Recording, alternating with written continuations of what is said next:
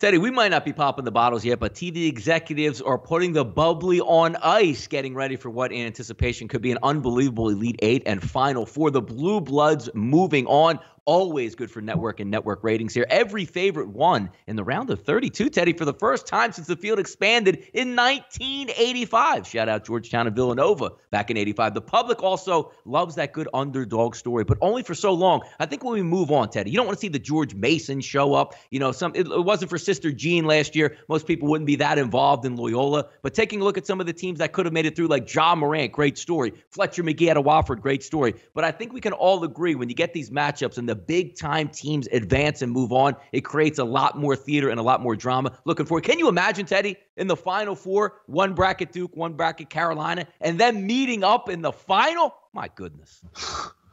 Yeah, I can imagine. I mean, it's set up that way, and it is a possibility, and certainly Duke Carolina gets ratings that other college basketball matchups don't seem to get. Now, from a betting standpoint, Sportsbooks in Vegas, Sportsbook in Jersey, they all reported strong days on Thursday, on Friday, and on Saturday. Sunday, not so good. You know, here in Vegas, MGM lost on Sunday. Westgate said it was their first losing day of the tournament. Of course, the quote from Chris Andrews from the South Point, no complaints for me over the course of the weekend. The books made out just fine. And let's give the betting market some credit. Yeah, there was one lower-seeded team that won in the round of 32. That was Auburn.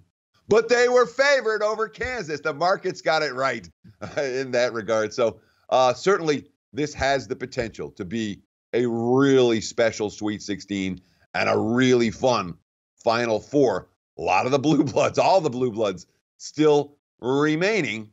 And again, the first time since 2009 that the favored team had won at least 15 games in the round of 32. This time it was 16 games, and the TV executives popping their corks. The mainstream public can get involved in this tournament just as much as us big-time bettors do, Donnie.